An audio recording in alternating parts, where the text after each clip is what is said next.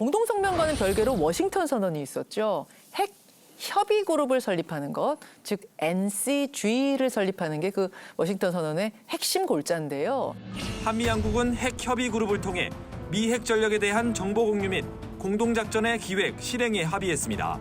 한국에 대한 북한의 핵 공격은 미국의 핵을 포함해 모든 역량을 총동원한 대응에 직면할 것이라는 표현도 담겼습니다. 동맹의 모든 전력을 사용한 신속하고 압도적이며 결정적인 대응을 취하기로 약속했습니다. By North Korea against the United States or its allies or partisans or partners is unacceptable and will result in the end of whatever regime were to take such an action.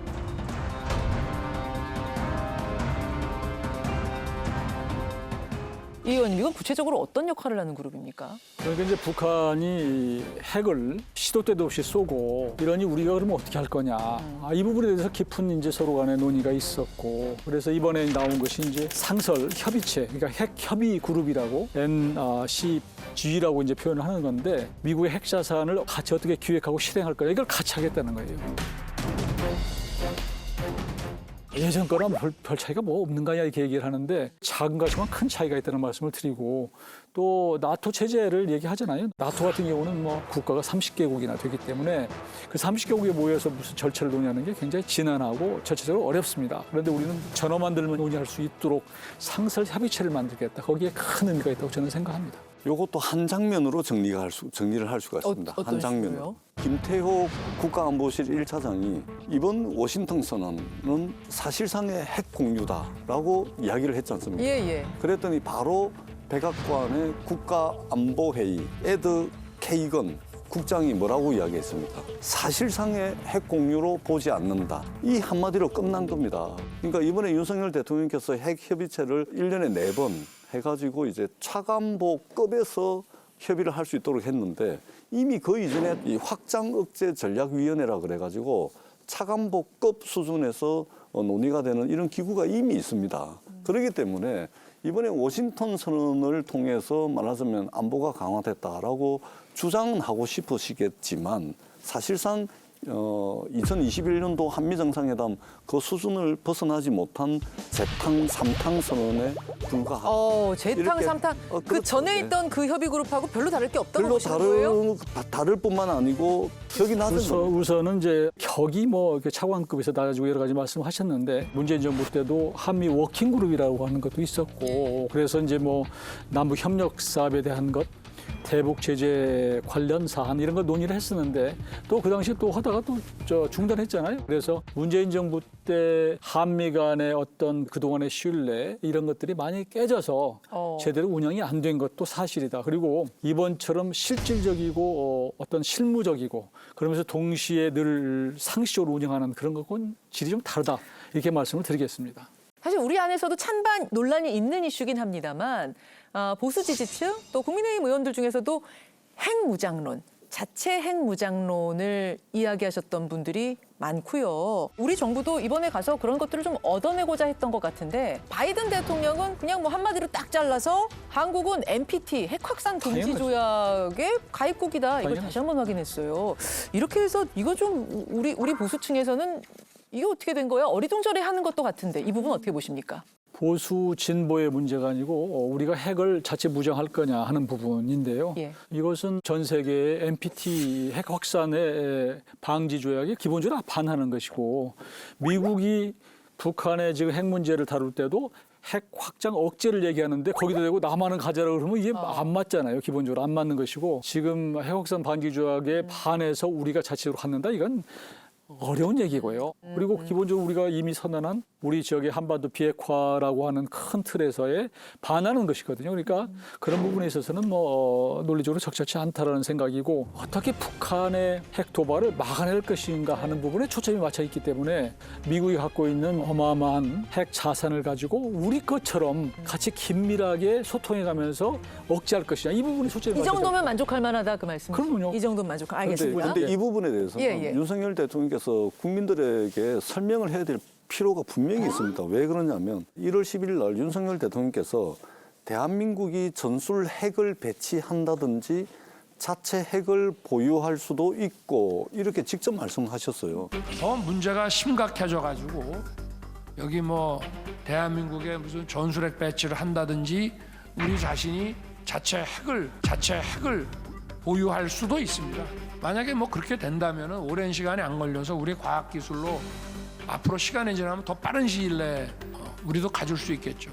근데 지금 워싱턴 가셔가지고 미국이 확실하게 NPT 의무를 준수하는 것으로 핵의 핵자도 꺼내지 말라 이렇게 바이든 대통령이 정리를 해버린 겁니다. 그러면은 윤석열 대통령께서 그동안 대한민국의 보수층을 향해가지고 마치 한반도 우리가 전술핵을 배치할 것처럼 또는 우리가 핵무기를 독자적으로 개발해서 보유할 것처럼 이렇게 이야기를 한 거예요. 대통령께서 나서가지고 거짓말을 한 겁니다. 그렇기 때문에 이 부분에 대해서는 윤석열 대통령의 명확한 해명이 분명히 있어야 이게 됩니다. 거짓말이라고 표현하는 것은 지금 그렇지 않을 것 같고. 결과론적으로는 거짓말이 된 것이죠. 그러니까 아니 결과론적으로. 모든 것은 이제 우리가 처음에 이제 윤 대통령께서 생각하신 바가 있었을 거예요. 그러나 미국 바이든 대통령과 미국 정부와 만나면서 그게 제일 최선의 방법이냐라고 할 때 그래서 회담하는 거 아니에요, 만나서. 그거보다는 이게 낫겠다. 그러니까 그런 차원에서 정상회에서 충분한 교감을 갖고 최선의 솔루션을 만들어냈다 이렇게 좀 긍정적으로 이해를 해주셔야지 자꾸. 자, 전재수위원의 판도라. 이번 한미 정상회담은 국익도 제로, 실리도 제로이다의 한 줄 평. 전재수 의원님의 평가에는 사랑이 너무 적다. 사랑이 없다는 아니에요. 적다. 제가 이용호 의원님을 사랑합니다. 두 분 사이에 사랑이라도 넘쳐서 다행입니다. 이번에는요, 이용호 의원이 준비해 오신 판도라 뭐 이어서 열어보죠. 뭘 가지고 오셨어요? 예, 송영길 전 대표의 그 전당대회 돈봉투 관련해서 사실 의혹의 책임을 지고 탈당을 했잖아요. 예. 근데 책임을 지고 탈당을 했는데 본인은 또 모른다고 얘기를 해요. 정기 은퇴하는 거냐? 그랬더니 또 안 한다고 그래요. 그러면 결국은 무소속으로 계속 활동할 리는 없고 좀 잠잠해지면 다시 민영배 의원처럼 돌아온 거 아니냐. 민영배 의원이 또 여기서 나옵니까? 예, 그래서 아프다 아파. 제가 준비한 퀴즈는 예. 송영길은 땡땡중이다입니다. 공부 중이다. 공부? 공부. 아니 프랑스에서 공부하시다가 뭐 자꾸 도로락 해가지고 연구? 돌아와가지고 연구 중이다. 휴식 중이다. 답이 뭐예요? 그렇게 좋은 거겠어요. 답은 송영길은 연기 중이다. 연구가 아니라 연기였습니까? 예, 그러니까 배우같이 연기 중이다. 그러니까 저는 좀 믿어주십시오. 깜짝 놀랐어요. 정말로. 아니 이분이 지금 이 전당대회 돈봉투 때문에 들어오시는 분이 본인이 좀 지금 자기 처지를 잘 모르는가 그런 좀 생각이 됐어요. 그래서 국민들한테 야 내가 이게 좀 어떤 스타인가 이런 모습을 보여서 저도 순간 좀 혼란스러웠다.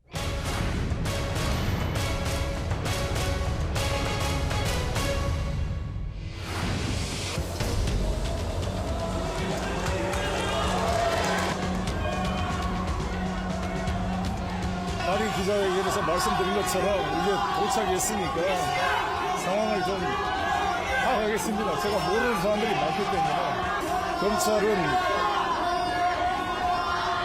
주위 사람들을 불러서 주변을 돌기보다는 오늘이라도 저를 소환하면 적극 응하겠다는 말씀을 드리겠습니다.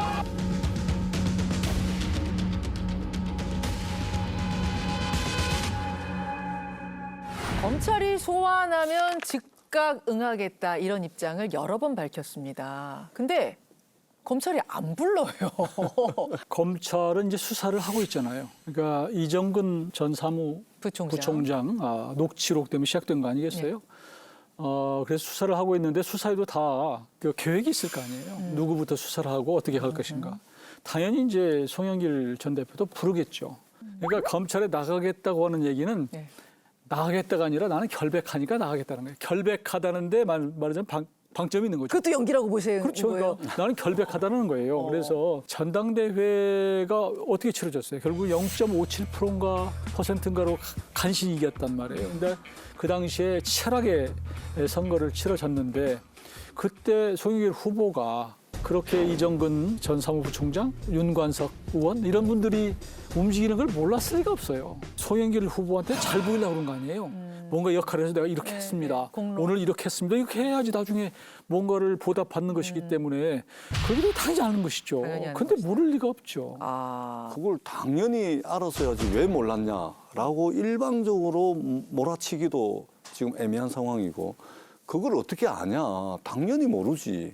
라고 일방적으로 또 주장하기도 좀 애매한 상황입니다. 그렇기 때문에 이 상황에서 이 녹취록을 넘어서는 플러스 알파가 있어야 됩니다. 그것은 바로 증거와 물증이거든요. 그리고 이것에 대한 입증의 책임은 대한민국의 형사사법 체계상 수사기관의 몫입니다. 그렇기 때문에 이 부분은 수사가 좀 더 진행이 돼야 될 물론이죠. 것으로. 물론 네. 맞는 말씀이고요. 근데 이제 송 전 대표가 가끔 이제 김의겸 의원을 대변인으로 이렇게 부탁을 했고 또 김의겸 의원은 뭐 1초 만에 승낙을 했다고 그래요. 왜 그랬답니까? 그래서 이해를 못 하겠어요. 그러니까 제가 여쭤보려고 그랬어요, 전 의원님한테. 처음부터 그러니까 송 대표는 아직도 대표라고 생각을 하는 거예요. 그러니까 이 지금 전당대회 돈봉투 사건이라는 게 상당히 심각하다. 국민들이 볼 때 심각한 일이다라고 생각을 잘 못하고 아직도 탈당을 했지만 내가 당대표다. 그러니 김의겸 의원에게 네. 대변인을 좀 맡아달라. 그런데 김의겸 의원한테 부탁했던 것도 좀 납득이 안 되고. 그래서 바로 이제 뭐 철회를 하긴 네, 했습니다만. 그 이용호 의원님 비판은 제가 뭐 달게 받겠습니다. 모든 비판을 지금 민주당 입장에서는 다 달게 받아야 되고 어떻게든 그것을 이제 변화라든지 혁신의 계기로 삼아야 되는 것은 분명합니다. 분명한데 그럼에도 불구하고 제가 한 가지만 좀 이제 말씀을 좀 드리고 싶은 게 예를 들면은 이제 윤석열 정부 들어서서 인사 참사가 나도 책임지는 사람이 아무도 없습니다. 외교 참사가 나도 책임지는 사람이 아무도 없죠. 길을 걷다가 젊은 청년들 160명이 목숨을 잃어도 책임지는 사람이 아무도 없습니다. 이때 책임이라는 것은 정치 도의적 책임인 것이죠.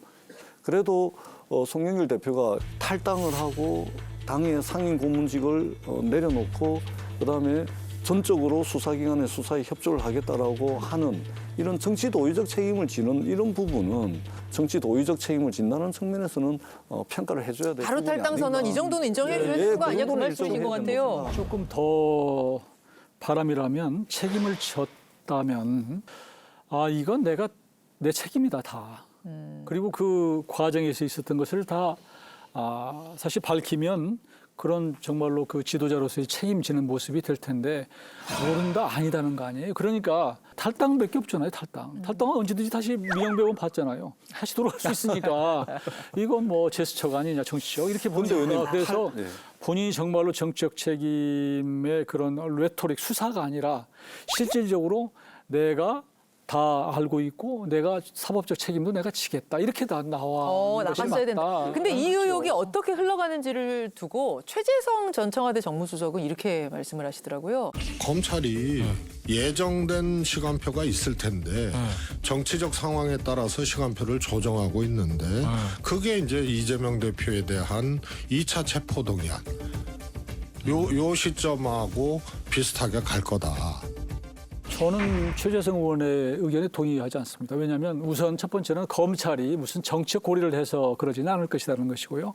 지금 이정근 전 부총장의 녹취록에 보면은 뭐 상당수가 이름이 나온다는 거 아니에요? 그게 이제 실질적으로 사법적으로 책임이 어느 정도 있는지는 모르겠지만 예. 그 사람들은 굉장히 사실은 부담스러울 거, 굉장히 정말로 불안해 할 거예요. 네, 그런데 그런 상황에서 이재명 대표 체포 동의안이 왔다? 네. 그런데 거기서 그걸 처리를 한다? 제가 반대로 가죠. 나한테도 올 수 있는데 뭔 얘기냐? 오히려 똘똘 뭉쳐서 그럼요. 지키자러 갈 거다. 그럼요. 그래서 저는 그게 그런 분석이 왜 나올까? 저는 그걸 국민의힘이 바라겠습니까?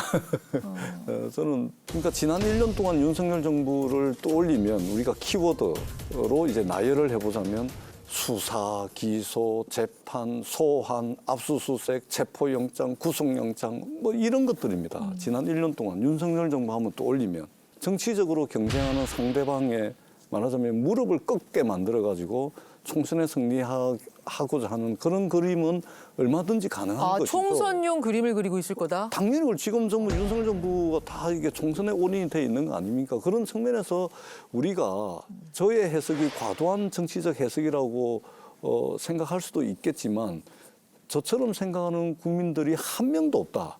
그런 의혹이 하나도 없다라고 주장하지는 못할 거 아닙니까? 문제는 이게 검찰이 기획한 거 아니잖아요. 그러니까 그럼요. 예. 이게 이정근 녹취록이 여하튼 자기들끼리 해서 나온 것이기 때문에 나온 것을 그러면 여기서 정부가 검찰이 덮을 수는 없는 것이다. 그런 차원에서 뭐 우리 윤석열 정부가 다른 성과를 못 내니까 이게 사정 검찰공화국을 통해 가지고 이것을 해서 뭐 내년 총선 치른다 이건 아니에요. 그러니까 제가 단연코 말씀드리는 정부에 게 아니고 여러 부처가 지금 있는데 지금 우리가 지금 하고 있는 게 이제 나름대로는 뭐 교육 개혁도 하고 연금 개혁도 하고 노동 개혁도 하려고 그러는 거 아니에요. 근데 이제 입법 차원에서 이게 민주당이 얼마나 거대합니까? 막 밀어붙이니까 이게 막는데 급급해가지고 사실 저희도 뭐 그냥 수동적으로 그저께도 뭐 여러 가지 통과시켰잖아요. 관호법도 통과시키고 여러 가지 했는데 그거 저 막으로 다니려고 정신이 없어요. 근데 무슨 뭐 우리가 기획을 해가지고 뭐 누구를 하고 그럴 만한 뭐 거부권 행사 다 하고 계시고 또 수사를 차고 넘치게 하고 있지 않습니까?